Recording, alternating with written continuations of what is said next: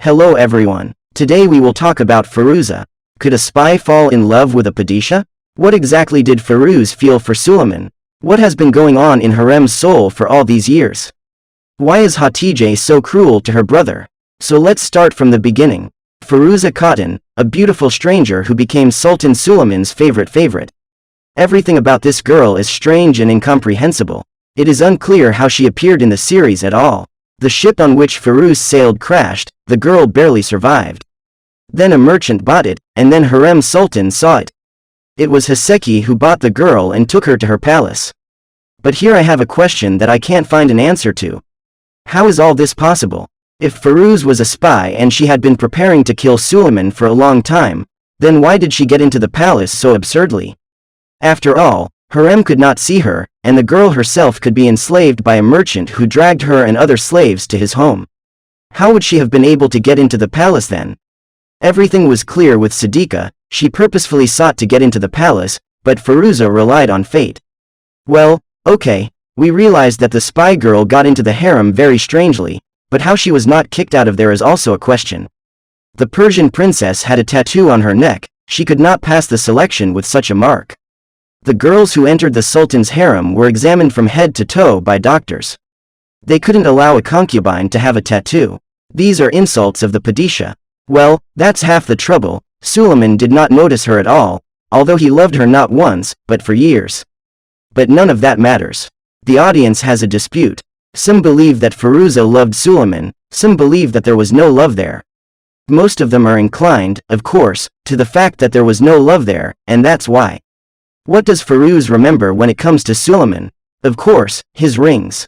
Why? Why not a voice, eyes, warmth, or soul? It is the mercantile memories that our Firuza has. I don't think such thoughts could occur to a loving woman. When your heart is burning with love, you see only a person in front of you. You may not remember what he was wearing today, or what rings he was wearing on his fingers. When you have other motives, then, of course, you look at a person's appearance and status. I like it when Firouze presents any mistake or blunder, as it was all done out of love for the Padishah. It is convenient, of course, to throw off all responsibility and pretend to be a fool. There are still questions that may lead us to believe that there was no love there. Why didn't Firuza give birth to the Sultan's heir? Why didn't she tell the whole truth about herself? Why did she lie for so many years? Even when she was kicked out of the palace, she easily left without any problems with her entourage, who were waiting for her. And of course, the cherry on the cake that will completely open our eyes to this person is the Sultan's illness, after Firuza was revealed. Suleiman was bullied, and for a long time. And who could have done it? Firuza, there is no one else. It's a pity for Hurrem, she really loves the Sultan, and the whole family of Suleiman is against their union. Why? It would seem that the Sultan's loving family is so against the happiness of their loved one? After all, Hurrem loved him and didn't want to hurt him. She was always trying to protect him. So, let them live in harmony, but no. Instead of leaving Hurrem and Sultan alone, they slipped him a spy who almost killed him.